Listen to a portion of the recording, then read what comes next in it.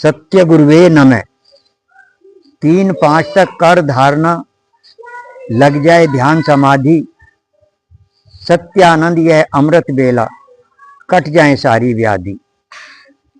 3 से 5 तक ही सेवक ने क्यों कहा धारणा करने के लिए?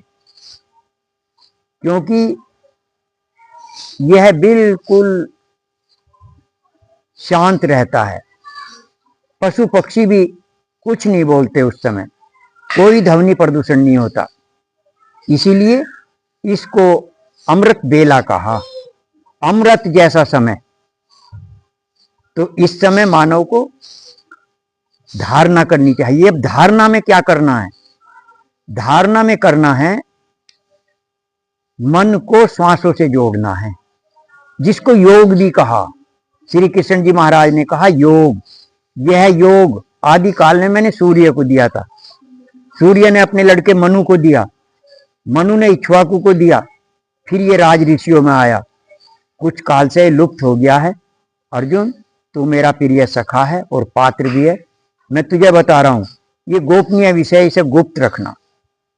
तो ये गोपनीय विषय है, अंदर का विषय, अंदर का गुप्त। तो जब मानव अमृत बेला में धारणा करता है तो बहुत ही जल्दी उसका ध्यान लग जाता है, क्योंकि उस समय ध्वनि प्रदूषण नहीं होता, और ध्वनि प्रदूषण ही साधना में बाधक होता है, और ऑक्सीजन भी उस समय अधिक होता है। तो मानव को अमृत बेला में उठना चाहिए। वैसे ये उठना इस समय में बड़ा कठिन कार्य है। मन ये बड़ा बेईमान है, ये कहता रहता है अभी और लेट जा, अभी और लेट जा, अभी आधा मिनट, 1 मिनट, एक मिनट की माफी मांगता है मन। ये मन इतना बेईमान है।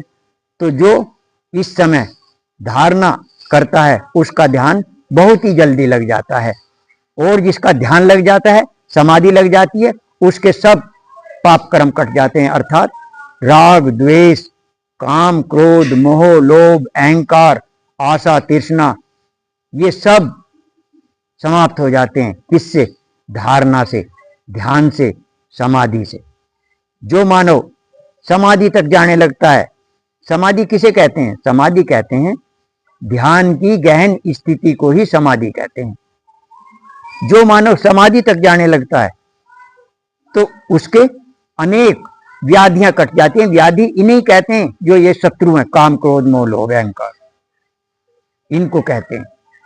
तो जब ये कट जाएंगे, समाप्त हो जाएंगे, तो ये मन पवित्र हो जाएगा।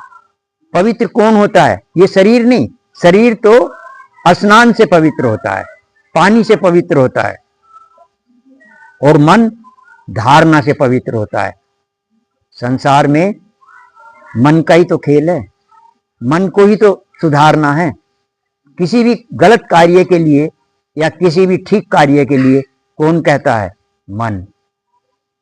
कि भाई ये उठा ले, इसको उठा के ले चल, ये बिगड़ा हुआ मन कहता है। और जो सुधरा हुआ मन है, श्रेष्ठ मन है, वह कहता है नहीं नहीं नहीं, मना करता है। और जो साधु बनता है, साधु कौन बनता है? मन। मन ही तो साधु बनता है। तो सारा खेल संसार में मन का ही है, और मन केवल केवल केवल सत्संग से, सुमरन से और जो सेवा से, 3 बातों से मन सुधर जाता है। अब सत्संग ही क्यों है? सत्संग क्यों कह दिया सेवक ने? सत्संग से प्रेरणा मिलती है। सत्संग कहता है इधर को चल, ये कर, ये ना कर, सत्संग में बताया जाता है। तो सत्संग प्रेरणा देता है। जैसे फसल को पानी की आवश्यकता होती है, इसी तरह से मन को सत्संग की आवश्यकता होती है। जब इसको प्रेरणा मिलेगी तो ये सेवा भी करेगा, आश्रम में जाएगा। जब आश्रम में जाएगा तो वहां सेवा करेगा, सेवा करेगा, सेवा से संस्कार बन जाएंगे। जब संस्कार बन जाएंगे तो फिर सुमरन भी करेगा, सुमरन करेगा तो इसके पाप कर्म कट जाएंगे। इसके पाप कर्म कट जाएंगे? मन के। ये सारा खेल संसार में मन का ही है। बस मन को सुधार लो। और कहा भी है मन के मते न चालिए, मन के मते अनेक, मन के मते जो ना चले वह साधु है एक। वह एक साधु कहलाता है जो मन की बात नहीं मानता। और किसकी बात मानता है? हृदय की, आत्मा की मर्यादा में रह के कार्य करता है मन, फिर जो सुमरन करता है। तो मानव को धारणा करनी चाहिए। धारणा करते करते ध्यान लग जाता है। ध्यान की गहन स्थिति ही समाधि होती है। और जिसकी समाधि लगने लगती है उसका जीवन सफल हो जाता है। उसके सारे ही पाप कर्म कट जाते हैं। उसका उद्धार हो जाता है। प्रेम से बोलिए श्री सद्गुरुदेव महाराज की जय।